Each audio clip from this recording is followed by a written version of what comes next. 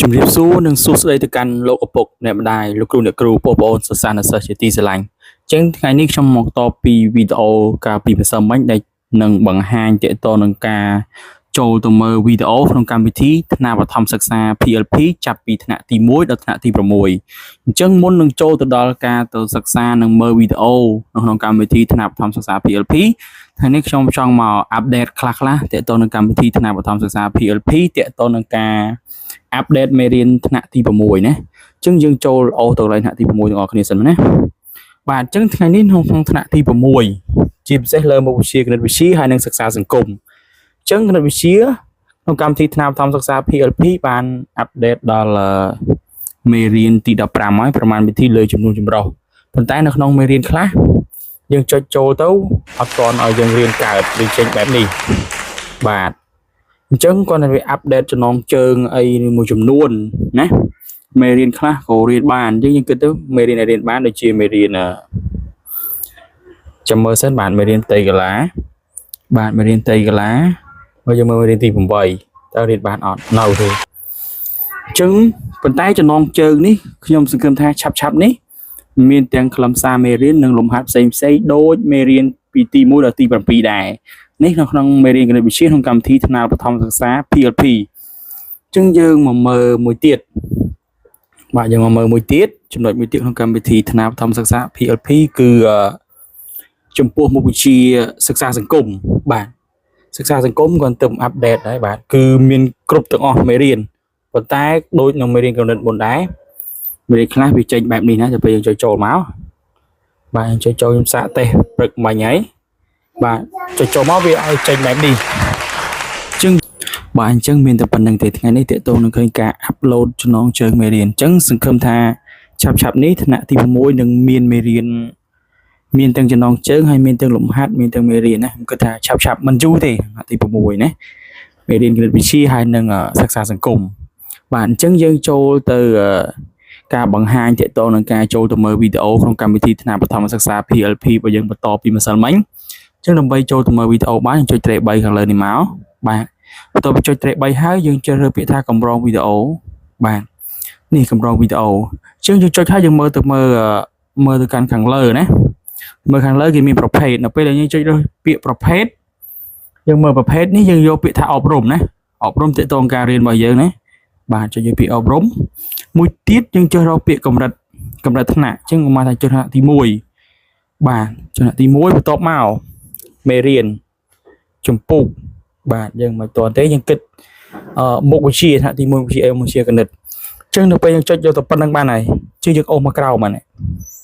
ថ្នាក់ទី1ណាគណិតវិទ្យាទាំងអស់ណាបាទមេរៀនការបូកចំនួន2ខ្ទង់អីផ្សេង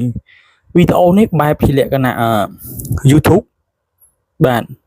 យើងងាយស្រួលរនជាងក្នុង YouTube ពេលខ្លះយើងវាយក៏រមឃើញអញ្ចឹងនៅក្នុងកម្មវិធីថ្នាក់បឋមសិក្សា PLP បែបនេះណាបាទបែបជាលក្ខណៈរូបភាពសบายបែបហ្នឹងទៅសម្រាប់ការរៀនណាវិទ្យារីករាយថ្នាក់ទី1ខ្លីជាងទៅនេះអញ្ចឹងនៅក្នុងមេរៀនការប្រៀបធៀបចំនួនការប្រៀបធៀបទំហំការប្រៀបធៀបអីផ្សេងទីតាំងអីគឺមកប្លុកហ្នឹងវីដេអូនឹងទាំងអស់ណាបាទយើងមើលទីចុះទៀតលើគេស្វាគមន៍គណិតវិទ្យារីករាយបាទអញ្ចឹងចំណងជើងគេមកថ្ងៃនេះយើងនឹងលេងវឹកហាត់ចំនួនពី0ដល់8លំហាត់ទី1ដើម្បីធ្វើលំហាត់នេះបានកូនត្រូវមានសៀវភៅលំហាត់ខ្មៅដៃនិងប័ណ្ណលេខត្រៀមសម្ភារៈរួចហើយតោះចាប់ផ្ដើមរៀនតោះកូនថ្ងៃនេះយើងនឹងលេងល្បែងអំពីការបាទអញ្ចឹងនេះគឺជាការវីដេអូដ៏ល្អមែនទែនសម្រាប់បងប្អូនថ្នាក់ទី1ទាក់ទងនឹងការរៀនជាមួយនឹងរូបភាពចលនា anime ឬក៏ចលនា 2D គេហៅថាតុក្កតានឹងឯងអញ្ចឹងយើងចូលថយក្រោយមួយទៀតយើងចូលទៅរើសថ្នាក់ទី6តែម្ដងទៅថ្នាក់កម្រិតខ្ពស់បាទគណិតវិទ្យាបាទនេះបាទឃើញអ្នកគ្រូបាទគណិតវិទ្យាមេរៀនលោកគ្រូបាទបរិញ្ញាមានសម្ភារៈផ្សេងពយល់ពួកយើងឆាប់យល់ស្តង់ដារតែម្ដងណាជាវីដេអូថាចូលនៅក្នុងការរៀនថ្នាក់ទី6មេរៀនទី8វិធីគុណចំនួនទស្សភាគណាបាទអញ្ចឹងយើងចេញមកឃើញបែបនេះអញ្ចឹងវាស្រដៀងនឹង YouTube មិនស្រដៀងគឺវីដេអូហ្នឹង ដូចក្នុង YouTube ចឹងប៉ុន្តែគេ upload ចូលក្នុងកម្មវិធីថ្នាបឋមសិក្សា PLP ឲ្យបងប្អូនឬក៏លោកគ្រូអ្នកគ្រូងាយស្រួលណាបង្ហាញវីដេអូនៅកូនសិស្សជាពិសេសនៅពេលដែលលោកគ្រូអ្នកគ្រូអវត្តមានបើសិនបើស្លាកយើងអាចបញ្ចាំងជាវីដេអូហ្នឹងឲ្យពួកគាត់រៀននៅពេលដែលយើងរវល់ប្រជុំផ្សេងបានណាអញ្ចឹងតែប៉ុណ្្នឹងទេណាក្នុងការបង្ហាញវីដេអូដែលកម្រងវីដេអូដែលគេចងក្រងដោយក្រុមការងារថ្នាក់បឋមសិក្សា PLP អញ្ចឹងត្រឡប់មកវិញណា